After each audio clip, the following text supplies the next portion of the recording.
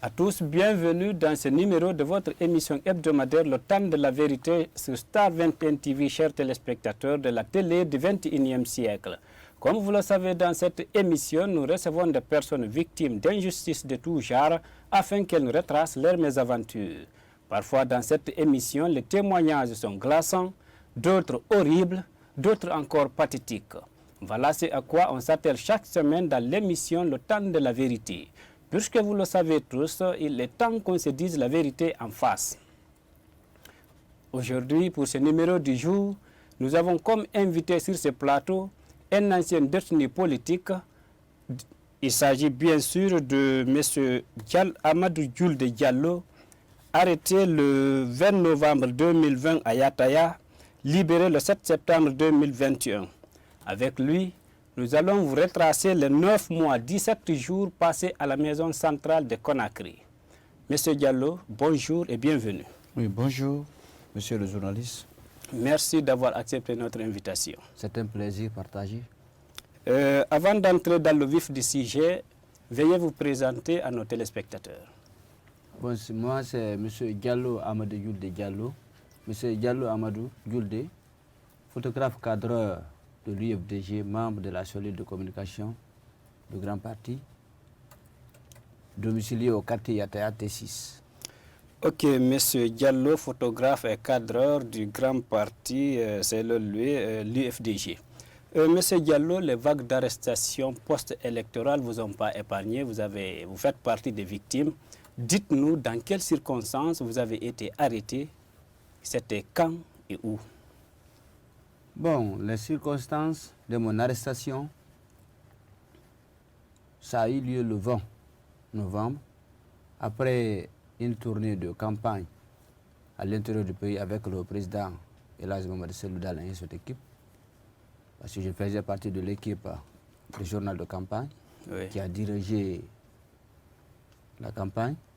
Après cette tournée, on est revenu une semaine à 4 jours des élections. On a organisé les élections. J'ai été superviseur des 64 bureaux de vote de Yataya. D'accord. J'ai déposé mon épaule de la communication de l'autre côté. J'ai pris mon baptême de pèlerin en tant que citoyen et membre électoral aussi. Parce que je venais aux affaires électorales où j'étais. Avant que je sois membre de la cellule de communication. Vu mon expérience dans ce domaine, j'ai été désigné par les membres de la section et la fédération comme superviseur des affaires électorales. J'ai supervisé les 64 bureaux de vote. Après les élections, je suis tombé malade. Quand je suis tombé malade, parce que la plupart de mes amis avec qui j'étais en prison et en campagne, beaucoup d'entre eux sont tombés malades. Mais j'ai pu résister. J'ai résisté après tout ce travail fait. Après les élections, je suis tombé malade. À 2 jours avant mon arrestation, j'ai fait 2 perfusions. Ah bon? Maintenant, le vendredi 20 novembre. C'était un vendredi? C'était un vendredi, je pense bien, si je ne me trompe pas. J'étais en pleine ablution parce que j'avais pris le soir 2 perfusions. Je devais prendre le lendemain 2 autres perfusions pour continuer mes soins de santé. Le vendredi à 14h, ce jour-là, je me suis réveillé tardivement. Je me suis réveillé dans les bancs de 14h. J'ai ouvert la porte de chez moi, là où j'étais logé. Je faisais l'ablution. J'ai fini le côté droit, le pied droit. Maintenant, j'entamais le pied gauche de mon ablution. Je vois l'équipe de Fabou Camara, de la DPJ, qui sont venus dans une voiture Renault Duster, dont le quartier était quadrillé. Ah bon? L'agent qui est venu se présenter à moi m'a demandé, c'est toi Amadou Diouf de Diallo, cadre de l'UFDG? J'ai dit oui. Parce qu'il m'a montré la photo dont j'ai prise à Kisidougou avant notre départ de Tokono pour Kankan. Ah bon, la photo quand vous étiez en campagne? Quand j'étais en campagne, parce que j'ai fait une photo où je détenais l'appareil photo. C'est cette photo qui sont venus me présenter. Il dit, c'est toi Amadou Diouf de Diallo? Je leur ai répondu, bien sûr, c'est moi Amadou Diouf de Diallo. D'accord. Je leur ai demandé, qu'est-ce que je peux pour vous? Il dit, tu es en état d'arrestation. J'ai dit, pour quelle cause? Il me sort son badge, il me montre. C'était qui? C'est un certain Ifono. Inspecteur de police. Je pense, oui, inspecteur de police. Et un certain Ifono, un certain Kouyaté. Ils m'ont dit que je suis en état d'arrestation. J'ai dit, pour quelle cause? Il dit, c'est la DPJ, va te justifier à la DPJ. Je leur ai dit, il n'y a pas de problème. Laissez-moi fermer ma porte. Ils m'ont dit non. Ah, C'est de là-bas maintenant, en pleine abolition, c'est là-bas, ils sont venus me prendre, m'ont envoyé directement dans leur véhicule. donc vous avez laissé votre chambre ouverte? J'ai laissé, c'est eux-mêmes, c'est l'agent Kouyaté qui est venu, parce que la clé du salon était sur la porte. Oui, sur la Il est venu, il s'est introduit dans le salon, prendre mes appareils, mon ordinateur, mes deux téléphones, parce que j'avais reçu des photos là que je devais traiter. Alors j'étais en train de traiter ces photos par Messenger. Il a tout rassemblé? Oui, oui, quand j'ai fini le traitement de ces photos, j'ai mis mon ordinateur, mes deux téléphones sur la table du salon. Je suis sorti faire l'ablution. Quand je leur ai dit de me laisser fermer ma porte, ils m'ont directement dirigé vers la voiture. Et lui, Kouyaté, est venu fermer la porte et prendre mon ordinateur et mes deux téléphones. M'a embarqué dans la voiture. Avec vos objets? Avec les deux objets, oui. Vous n'avez pas été torturé là-bas? Sur le sang, parce que je n'ai pas résisté. Ils vous ont rien présenté comme ordre de mission, sauf la photo qui vous... Rien. Ils ne m'ont présenté aucune convocation, aucune lettre de convocation, ni rien. Seulement son badge qui m'a présenté que c'est la DPJ. Donc il leur a mandaté. Maintenant, c'est arrivé à la T6, à Bafana. J'ai vu des autres pick-up. C'est de là-bas que j'ai compris le quartier était déjà quadrillé. Donc vous, c'est dans leur voiture personnelle d'Ister que oui, vous dites? La voiture de l'inspecteur Ifono, à l'époque. C'est pas un pick-up ni non, c'est pas dans une pick-up. Et vous étiez seul? J'étais seul. Avec les deux agents? Non, 6 agents. Ah, d'accord. Il y avait 4 derrière et 2 devant. Plus le chauffeur, ce qui fait 6. D'accord. Donc ils vous ont pris dans leur voiture? Ils m'ont embarqué dans la voiture. D'accord. C'est quand ils m'ont embarqué dans la voiture. Les autres agents qui les accompagnaient sont descendus à Anko 5, à la CMS de Anko 5. Moi, j'ai continué. Je leur ai dit de me laisser appeler mes parents. De là-bas, de chez vous là-bas, quand ils vous ont pris dans leur voiture là, où ils vous ont envoyé? Ils m'ont dirigé directement à la DPJ. Directement à la DPJ. Ah, d'accord. Oui, en cours de route, vous leur avez demandé de vous laisser informer la famille? Je leur ai demandé d'abord où vous m'envoyez. Ils ont dit c'est à la DPJ. C'était ma première fois, je ne connaissais pas la DPJ. J'ai compris, c'était ma première fois. Quand je suis arrivé, ils m'ont descendu de la voiture, ils sont rentrés, ils ont ouvert la cour, ils m'ont déposé dans la cour de la DPJ. Je suis descendu, ils m'ont posé des questions. Ils vous ont reçu dans une salle? Oui, dans la salle d'interview. D'audience. Dans leur salle d'audience. D'audition. Les auditions, c'est là-bas. Voilà. Ils vous ont confié. Mais vu ma maladie, j'étais malade. Ah, vous étiez faible? J'étais complètement affaibli par la maladie. Je ne pouvais pas tellement parler et je n'avais pas mangé. Ils ont dit que s'ils peuvent acheter de manger, mais je ne croyais pas en eux. Oui. Je leur ai dit non, je préfère m'abstenir à ne pas manger. Oui. J'ai compris. C'est qu'eux-mêmes, ils ont vu en vous la faiblesse. La faiblesse. La fatigue était là, elle se voyait. Voilà, que je... Physiquement, j'étais abattu. D'accord. Maintenant, c'est dans ce cadre qu'on est resté. Je suis arrivé à 15h à la DPJ. L'audition a commencé. Ils vous ont confié combien d'argent pour votre audition? Bon, pour la première fois, c'est deux agents. Ils m'ont posé des questions, je leur ai demandé, je ne parlerai sans mon avocat. D'accord. Les questions qu'ils vous posaient là, c'est... Les questions qu'ils me posaient, c'était des questionnaires, soi-disant. Ils me posaient des questions, qu'est-ce que je faisais dans la vie? Je leur ai dit, ma profession, je suis diplômé.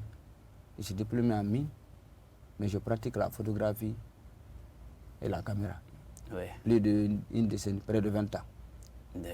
Ils m'ont demandé, est-ce que tu étais dans les manifestations? J'ai dit non, sauf pour couvrir les événements du FNDC ou bien du parti. Oui. Ils m'ont posé ces questions. Ils ont sorti une liste des chefs d'accusation.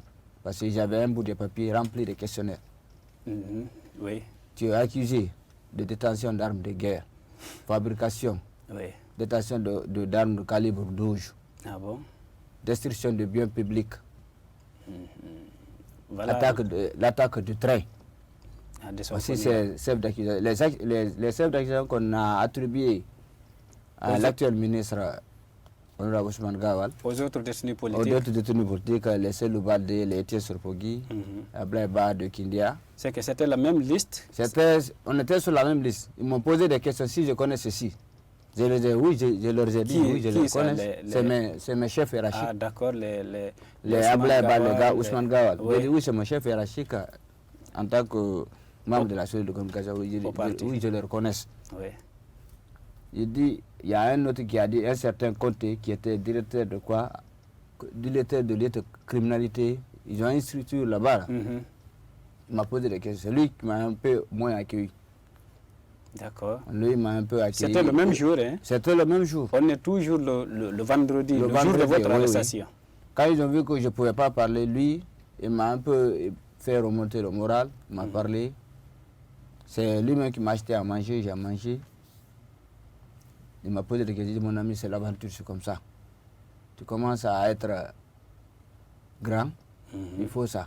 Maintenant, j'ai compris par là qu'il cherchait à me convaincre pour tirer quelque chose de moi. Oui.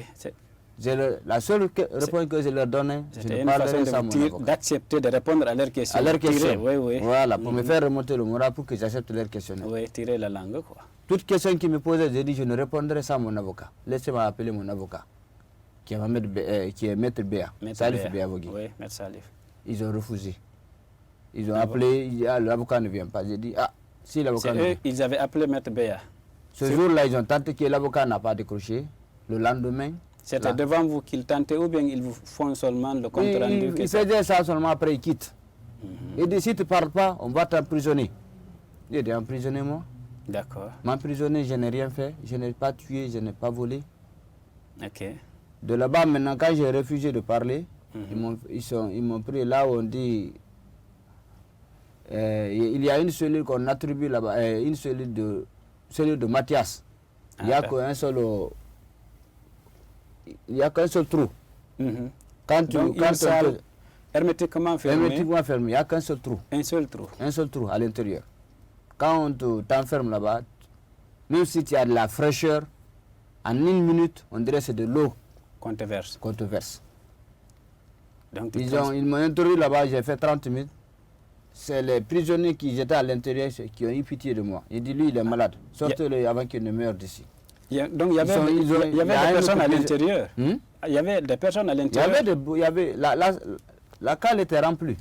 La cellule était pleine de jeunes. Mais eux-mêmes, ils ont eu pitié de vous. Eux-mêmes, ils ont eu pitié de moi. Il y a un autre détenu qui est venu en courant, taper la porte avec force.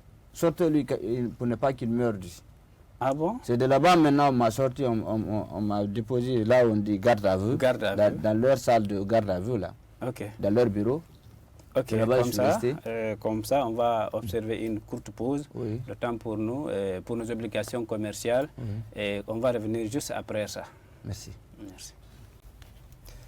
De retour sur cette seconde partie de votre émission, Le Temps de la Vérité, bienvenue. Et si c'est maintenant que vous nous rejoignez, l'émission, c'est Le Temps de la Vérité. Et nous sommes aujourd'hui avec un ancien détenu politique sous le règne de l'ancien président Alpha Condé. Monsieur Diallo, vous dites qu'on vous a envoyé dans la salle, on dit garde à vue, n'est-ce pas? Oui, dans leur salle.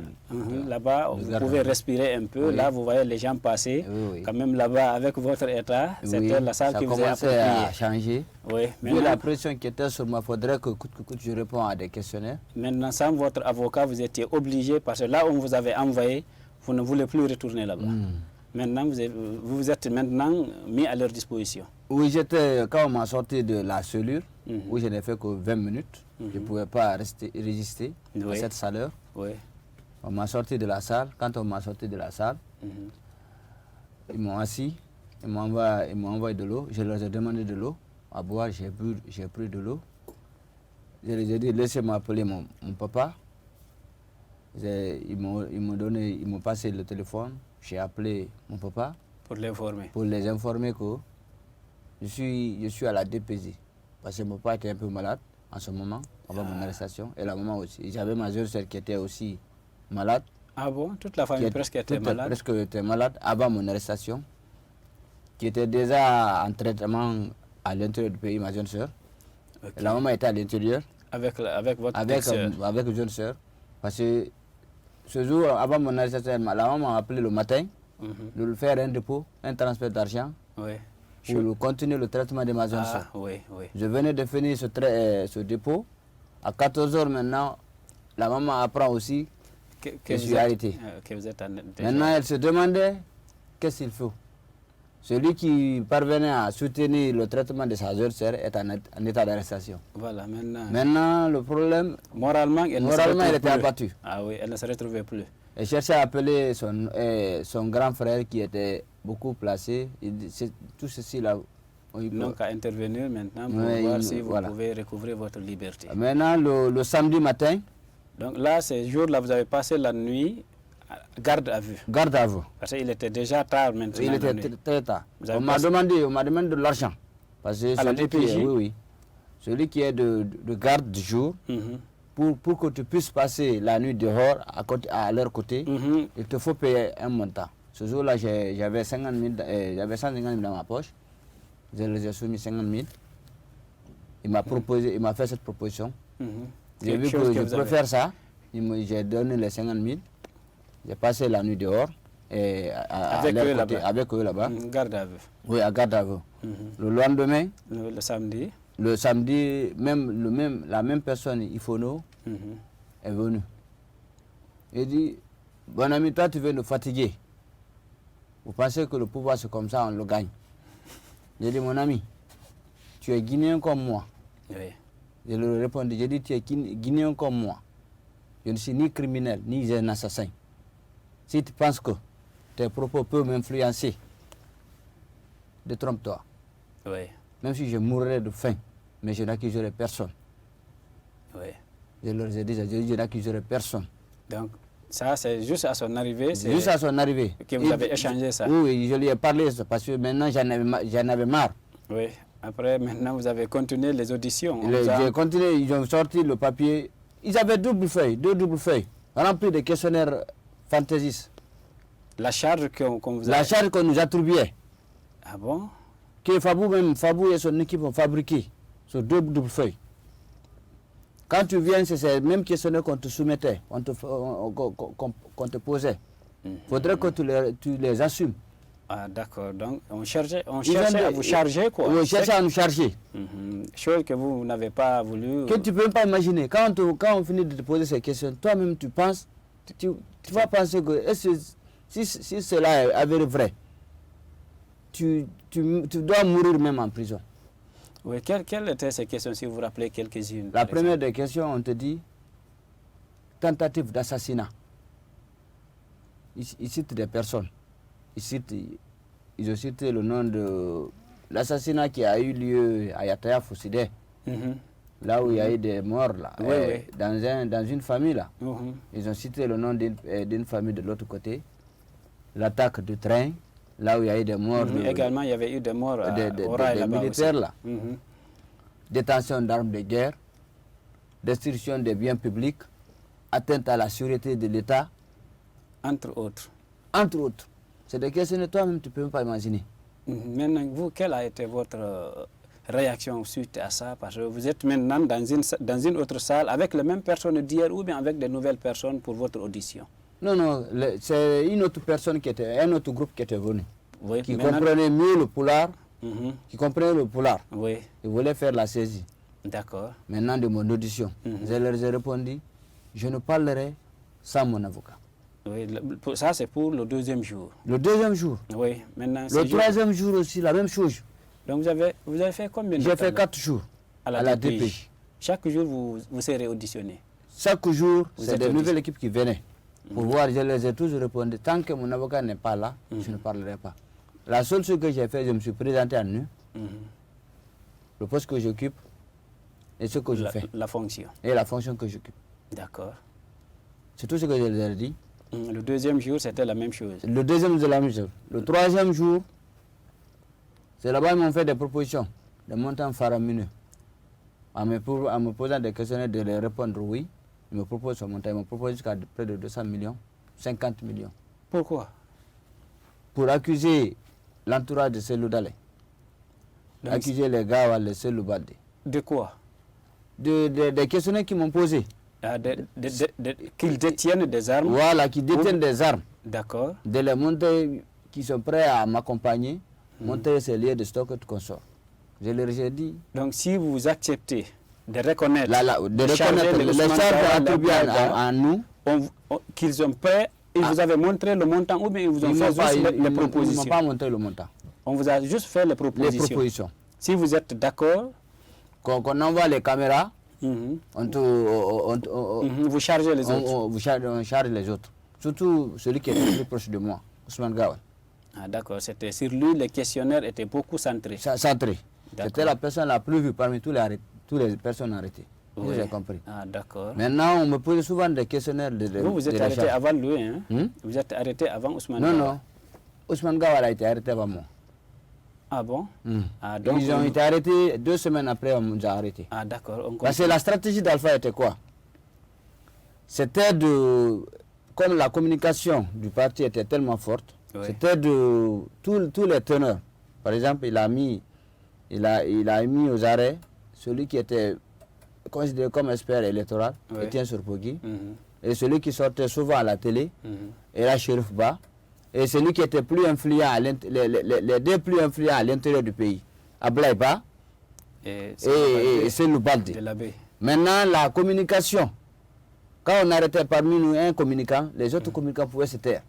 C'était la stratégie mise en place. Ah, d'accord. Et j'ai compris. Maintenant, revenons là où on vous a fait la proposition, les 200 millions, les 500 millions, si vous acceptez de reconnaître que les autres là, les Ousmane Gawal et ici, détenaient des armes, ils fabriquaient, c'est eux qui... Les charges qu'ils ont énumérées même sur une fiche là, ça dépassait ça. C'est près d'une vingtaine de chefs d'accusation établis. Quand tu viens, il te sort le bout de papier, cette double feuille.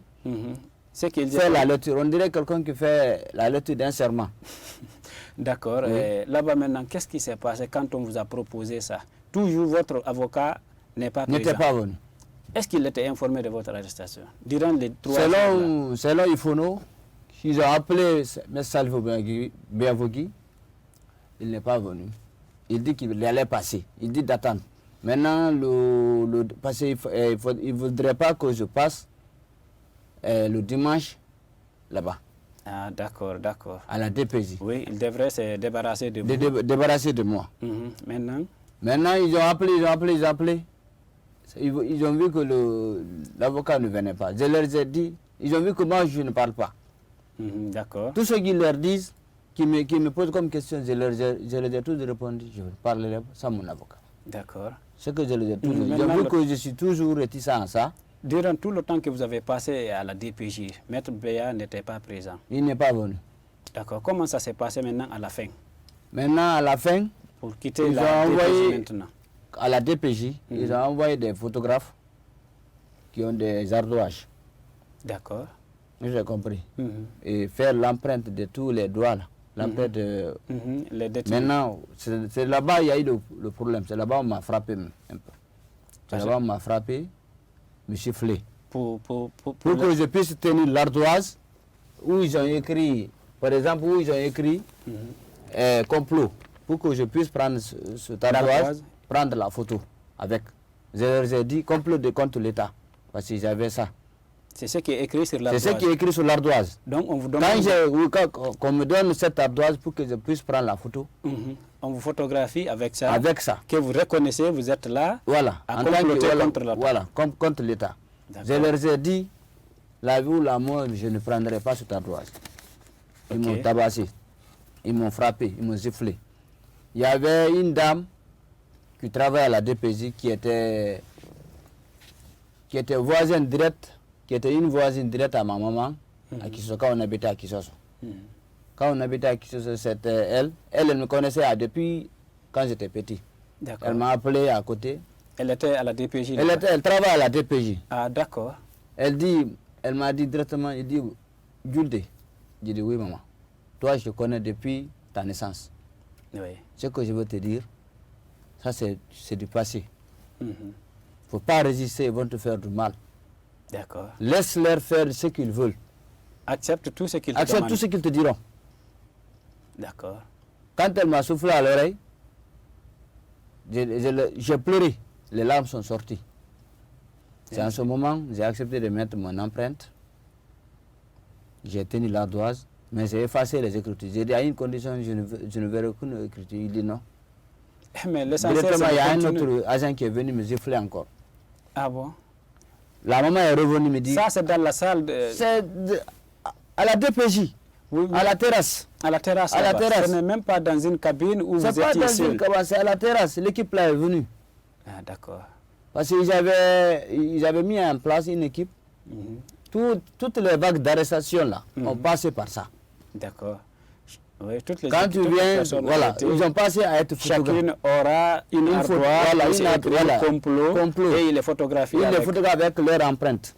Ah, d'accord. Ils avaient une machine, on dirait celui qui fait la biométrisation lors du passeport. Ils ont une machine qu'ils ont en eux. Avec eux là-bas. Avec eux là-bas. On écrit tes renseignements, les charges qui sont attribuées. Maintenant, tu fais passer tes mains sur les empreintes, voilà, les empreintes, les 10 doigts. Tu mets l'empreinte des 10 doigts. Et maintenant, et après là-bas, vous avez fait tout ce que vous venez de dire là? J'ai tout fait. Vous êtes photographié? Oui, je suis photographié, j'ai mis les empreintes. D'accord. De là-bas maintenant, qu'est-ce que... De là-bas maintenant, on m'a embarqué directement pour la maison centrale. Vous n'êtes pas passé à Dixim par exemple? Non, ouais, exactement. C'est de là-bas maintenant, on m'a envoyé à Dixim, je me rappelle, au tribunal JPD. Okay. C'est là-bas quand je me suis vu avec Sidi Suleiman Ndiaye. Ils m'ont dit de m'envoyer au doyen des juges. C'est là-bas maintenant, le doyen des juges Kumbasa. Ils sont venus avec mon ordinateur et mes deux téléphones. Donc tout ce qu'ils avaient pris avec vous à la maison, ils avaient ça avec eux? Oui, ils avaient avec eux. Maintenant ça s'est trouvé au tribunal de Dixim. Seulement les clés de ma maison que j'ai laissées à la DPJ. Parce qu'ils ont oublié. Ça, ils ont laissé ça là-bas. Mais mon ordinateur et mes deux téléphones sont venus avec, ils ont mis sur scellé au tribunal JPD. C'est de là-bas maintenant, ils m'ont fait l'interview, déféré à la maison centrale. La même personne, Ifono, quand ils m'ont envoyé à la maison centrale, il a donné des instructions au gardien-chef, Diaby. Quand on vous a envoyé au tribunal de Dixim, vous êtes resté là-bas combien de temps? Non, c'était de passage. Ils sont venus seulement directement, on m'a transféré. Vous n'avez rien signé comme papier? Non, les déclarations, mais la chose que j'ai signée, c'est la déclaration que j'ai faite. Je l'ai lue, je l'ai signée. D'accord. Et là-bas maintenant? Oui, et mes objets. Et mes objets aussi. Oui, comme vous avez restitué, vous avez reconnu tout, et vous avez tout mis sur papier. J'ai signé ça. D'accord. Et vous avez laissé ça là-bas encore? Oui, j'ai laissé ça là-bas. Et vous avez continué? À la maison centrale. Ok, monsieur Diallo, nous allons marquer une courte pause, histoire d'aborder la troisième et dernière partie de cette émission, Le Temps de la Vérité sur Star 21 TV. Merci. De retour sur cette dernière tranche de votre émission, Le Temps de la Vérité. Justement, M. Diallo, on était chez Sidi Suleiman Ndiaye. De là-bas, on vous a directement envoyé à la maison centrale. Dites-nous comment vous avez été accueilli à la maison centrale. Bon, j'ai été accompagné par la même équipe qui est venue m'arrêter, parce que c'était eux. Toujours, c'est eux qui gèrent le dossier. Voilà, c'est eux qui poursuivaient le dossier. Il faut nous. Quand je suis arrivé à la rentrée de la maison centrale, M. Ifono a donné les instructions. Il a appelé le gardien-chef Diaby, à l'époque, qui était le gardien-chef, qui est actuellement le responsable des gardes pénitentiaires. Quand il est venu, il a dit, lui, ce monsieur, Amadou Diallo, c'est le cadre de celui, il faut l'isoler. Ah bon? il faut nous donner ses instructions. Il faut l'isoler. D'accord. Il donne ses instructions. Devant vous là-bas? Devant moi. Arrêtez. Je le dis en âme et conscience. D'accord. Je n'accuserai personne. Il donne isoler. ses instructions. Il dit, lui, c'est Amadou Diouf de Diallo, le cadre de Cellou. Il faut l'isoler complètement. Quand je suis rentré, il y avait mes responsables. C'est le Balde, Ablaïba, Ousmane Gawa et la Chérif. Et Rosé Bamba. Quand je suis rentré dans la cour de la maison centrale, la première personne qui m'a vu, c'est Rosé Bamba. Il est venu en courant, paix à son nom, qui m'a accueilli. Il dit, Jules, toi aussi on t'a arrêté. J'ai dit, oui, grand frère, on m'a arrêté. Il dit, prends du courage. Tu es rentré dans la cour des grands. Ah oui. J'ai dit, grand, quand j'ai vu, j'ai le moral remonté. J'ai dit, ok, merci. Vous n'étiez pas été accompagné par les gardes à qui l'instruction a été donnée? J'étais avec eux. Ah, d'accord. Déjà, mais quand lui, il est passé, quand il est habitué à la maison centrale, il faut non a fait que donner l'instruction. Il est sorti. Il a continué. Il a pris le papier de mon dépôt, de mon mandat. Le mandat, quoi. Oui, le mandat. Quand il a pris le mandat, il a fait la décharge avec les gardes. Il a fait la décharge, il s'est retourné. D'accord. Maintenant, il m'a laissé à la disposition des pénitenciers. D'accord. C'est de là-bas, mon grand frère Rosé Bamba m'a vu, il m'a accueilli. Il a puisé de l'eau pour moi. Il a mis de l'eau chaude pour que j'aille me laver. Directement, les pénitenciers sont venus. Il ne va pas se laver. Envoyé, il fait nuit, parce que je suis arrivé à 18h30. Il est descendu le couloir. Directement, je suis descendu au couloir. J'ai fait 2 jours sans manger ni boire. Arrêté. Ah, parce que la cale était pleine. Il y a plus de 200 personnes. C'est là-bas où on appelle le couloir. C'est le nom de la cale? Non, ça c'est le nom de l'endroit. C'est condamné. Là où on emprisonne les plus grands criminels du pays. D'accord. Donc c'est là-bas on m'a envoyé dans une cale où le chef de cale s'appelle Simba. Il a fait près d'une vingtaine d'années en prison. D'accord. Dans la cale de Mathias. Je comprends. Donc c'est dans cette salle on m'a envoyé où on dit prévenir P5. Parce que souvent ils ont mis la maison centrale, ils ont mis une scène en place, une stratégie en place du moins. Oui. Par exemple, comme il y avait Covid là, c'est de là-bas on t'a envoyé pour faire le test avant qu'on t'affecte dans une salle. Maintenant là-bas, dans la salle, on nous superposait, on dirait des boîtes à sardines. On se couchait superposé. D'accord. Mais moi, je ne pouvais pas me coucher. J'étais assis sous le feu, sur un fût où on mettait de l'eau pour aller à la toilette. D'accord. C'est là-bas que je suis resté 2 jours. Assis? Assis, arrêté. Donc, sans manger ni boire. Maintenant, le lundi, Rosé Bamba. Le responsable de la cale, dès qu'il vous a reçu, dès que j'ai reçu la même instruction qui a été donnée par Ifono, a été donnée par le pénitencier, ils ont dit il a transmis un certain Diallo, qui était chef de cour. Chef de cour du couloir, quoi. Parce que c'est comme ça on le dit, chef de cour. Le chef de brigade, quoi, du couloir. Lui aussi, il a été informé, il dit, ce dernier, il faut l'isoler. Donc lui aussi, il a transmis, la même instruction au ministère, au chef de la cale. Bon, maintenant, j'étais devenu la personne la plus isolée de la cale. Même prendre de l'eau, on vous interdisait. On m'interdisait. D'accord. Et quand je parle un mot seulement, c'est des problèmes. Je suis resté, on dirait quelqu'un qui... Non, c'est le terme. L'instruction, c'était de vous isoler. Donc vous êtes maintenant isolé. Voilà. Donc coupé de tout. Coupé de tout contact. D'accord. C'est de là-bas que je suis resté les 2 jours. Le lundi maintenant, Roger Bamba, à son nom, m'a dit, il est parti rencontrer les responsables. Ne me donne ni à manger ni à boire, tant que mon ami Amadou Diouf ne monte pas. C'est de là-bas maintenant, il s'est battu. Ils se sont réunis les responsables, ils ont rencontré le régisseur, ils m'ont fait monter. Roger Bamba est revenu encore.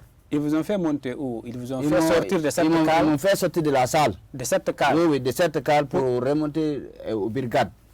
Ah, d'accord. Je suis remonté aux brigades pour changer de cale, pour que là où je me sens un peu à l'aise. Ok, vous pouvez accélérer. Est-ce que j'ai compris? C'est de là-bas maintenant, ils ont changé. Roger Bamba est venu, ils ont fait quelques contributions pour me trouver un matelas et une nouvelle cale. C'est là-bas que je suis resté un peu, j'ai mangé. Cette nouvelle cale-là, son nom? C'est Cantine 3. D'accord. Dans la cale Cantine 3 où j'étais avec Dr Mamadou Rubogui, qui est mon compagnon, mon meilleur ami. D'accord. C'est là-bas que vous vous êtes connus ou bien vous vous êtes... C'est de là-bas on s'est connus.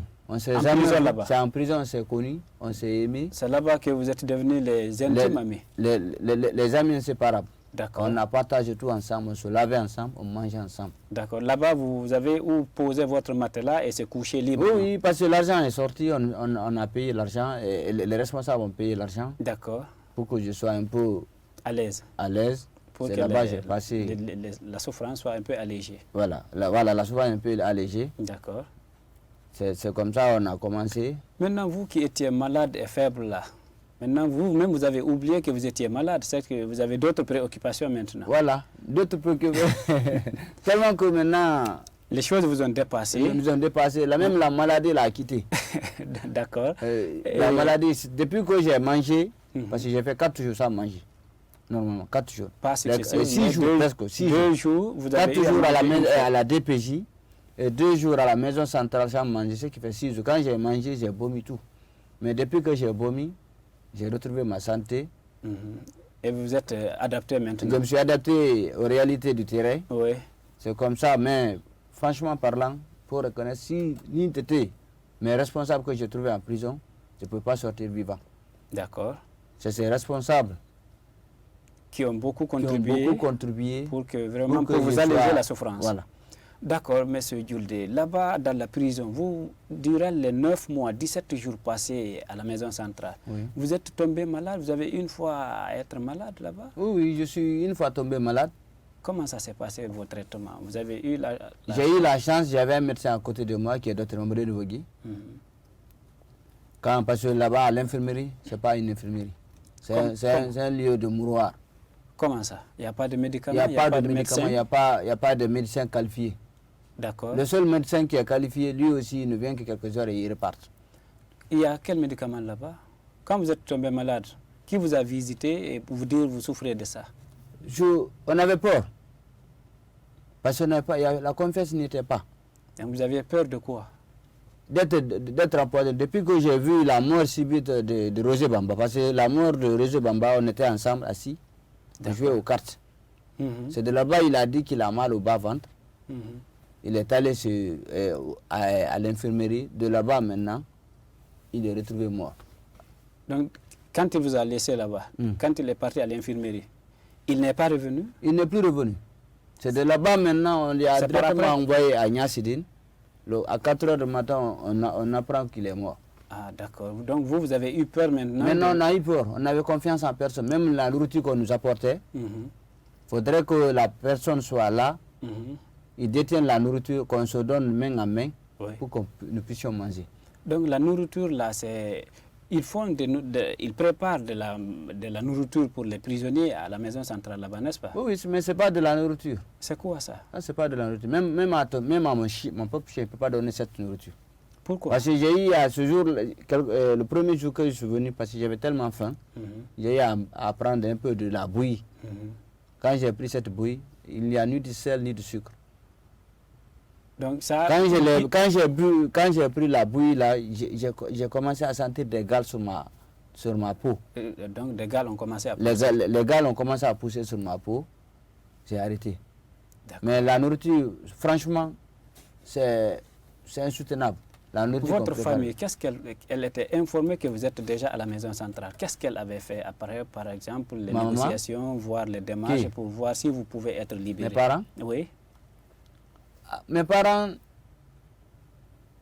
ont beaucoup souffert. Ils ont beaucoup souffert. Pour vous? Beaucoup. La maman, elle avait déjà ma soeur qui était malade, mon papa est malade. Maintenant, elle se demandait qu'est-ce qu'il faut. Moi qui suis le pionnier de la famille, je suis en état d'arrestation. Qu'est-ce qu'il faut? Il a appelé ses grands frères. Il a appelé mon jeune frère qui est à l'extérieur pour demander voir si l'argent pouvoir avoir de l'argent. Si pour chercher un avocat, je leur ai dit non, le parti a déjà des avocats. Un pool d'avocats. Pour nous défendre. Maintenant, ils voulaient passer une autre manière pour nous sortir, même si c'est de l'argent.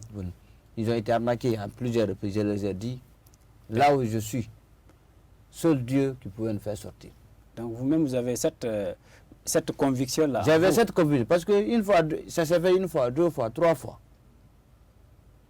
Il n'y avait plus d'espoir. C'était la mort d'Alpha Condé, ou bien c'est quand il quitte le pouvoir.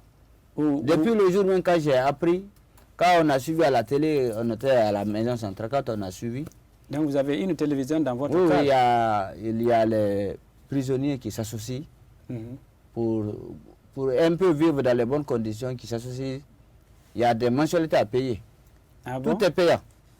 Là-bas dans la prison? Dans la prison. Vous cotisez pour acheter un écran pour l'entretien de la cale, pour l'achat. On paye le canal par mois, on paye la télé.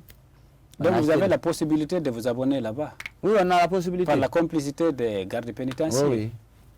Ah, d'accord. Et merci, on est presque pris par le temps. Et dites-nous, quand est-ce que vous vous êtes sorti? Bon, on est sorti le 7.